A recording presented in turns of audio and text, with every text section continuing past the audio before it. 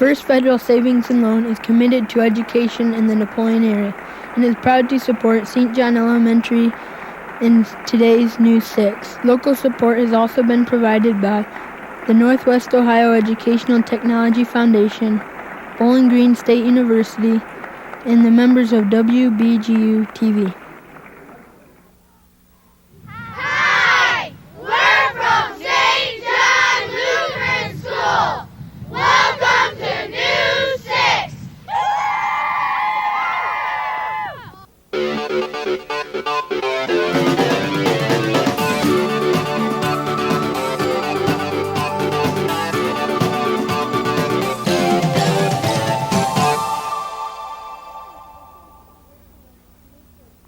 Welcome to this week's edition of News 6. Today's program is produced by the 6th grade class of St. John Elementary in Napoleon.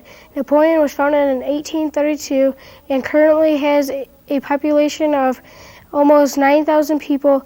It's located in Henry County, about 30 miles west of Bowling Green. Most of the things we find around us today are made by some kind of machine. But back in the days when our town was founded, a lot of things were made by hand. Eric Damon likes to keep that tradition alive by being a blacksmith in his spare time. Reporter Scott Damon talked to his father about this hobby. Hi, my name is Scott Damon. I'm here to talk to my father about being a blacksmith. My dad, Eric Damon, has a very loud hobby. For the last 12 years, he has spent his spare time being a blacksmith. I enjoy being a blacksmith because I enjoy working in the forge, coming out in the shop and taking a piece of raw material and making something decorative and creative. Some of the things I make as a blacksmith are tools and decorative items. I make plant hooks, garden tools, hammers, chisels. Working with metal requires strength, but it also requires a good hot fire. The fire has to be at least hot enough to bring the steel or iron to a temperature around 1800 degrees, which brings the metal to a consistency of modeling clay. And at that point, it can be worked and finished.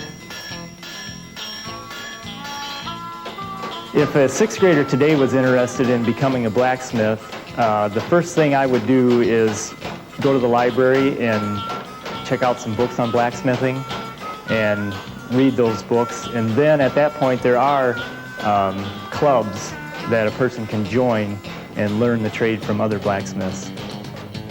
This is Scott Damon reporting for News 6.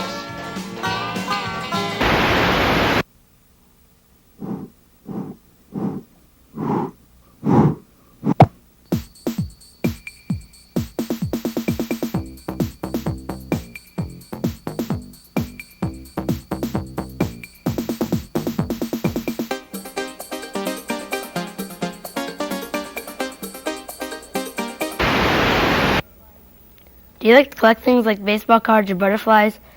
Well, you don't have to be a kid to enjoy collecting. Reporter Amanda Swick recently spoke with Sally Greenham, who has been having fun with her collections for over 25 years. Hi, I'm Amanda Swick. I want to introduce you to my grandmother who collects things. Lots of things. Sally Greenham has been quite a collector over the last 20 years. Her house is full of mementos. Although all her collections are special, Sally's Royal Dalton Toby mugs are a particular favorite. What I like about the Royal Dalton mugs, they are, number one, they're English, and they started making the character mugs in 1934. The first one was, I bought Reg, the Winston Churchill, because he is English. This first Santa Claus mug is one of my favorites. I bought it for Reg because the handle looked so much like my second granddaughter, Lori Taylor. She was long and thin as a child, and that's why I bought this one. And Sari Gamp I purchased because she's one of the very few female characters that Royal Dalton used. She was a character from Charles Dickens' story. Even though her house is already full of her collections, Sally says she still enjoys seeking out new treasures. I have collected for many years, and although I am out of room, I never stop looking and collecting.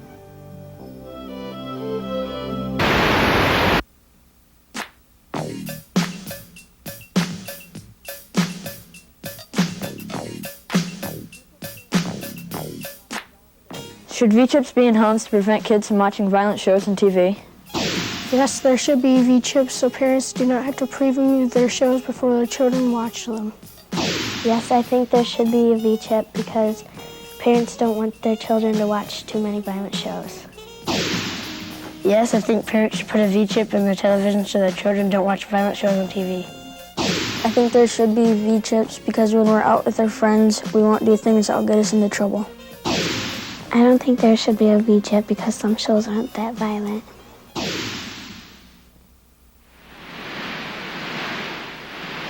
News 6 Retro. Our room has a celebrity. He is Daryl Behrman, a 5th grade student in our classroom.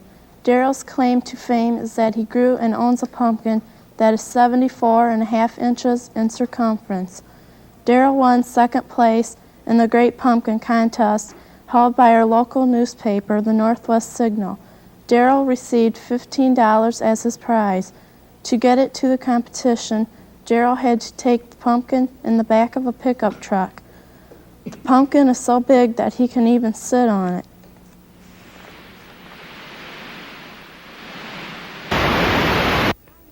If you drive by a farm in our area, it's not unusual to see cows or chickens. But what about ostriches or llamas? Reporter Josh Van Deelen took our class to his home, where seeing unusual animals happens every day.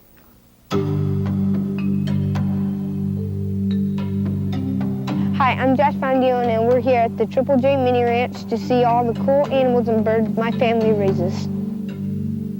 With the amount of land we had, we decided to raise the exotic animals because we couldn't fit a lot of animals on the 1 acre with our house and our barn. So we wanted to pick up something that would pay for its own feed and be fun to raise and be fun to work with. And everybody has cows and chickens, so we wanted something a little bit different. Even though it's fun to be around our different animals, taking care of them is work. My main workers are my 2 sons, Josh and Joe. They keep the barn clean begrudgingly. They take care of the daily chores as far as the feeding and watering and keeping things cleaned up and tended to. I'm responsible for helping my dad take care of our llamas. Llamas are kind of like camels. You have to be careful when you're near a llama. If they don't like you, they might spit on you. Everybody knows that llamas spit. It's not like when a kid spits. To be rude, llamas spit to establish their pecking order, and it's generally done at feeding time, or it's their way of telling you to back off. This is Josh Van Deelen reporting for News 6. That's all for this edition of News 6. Tune in next week when News 6 will be brought to you by the 6th grade class of Buttsville Middle School. Goodbye.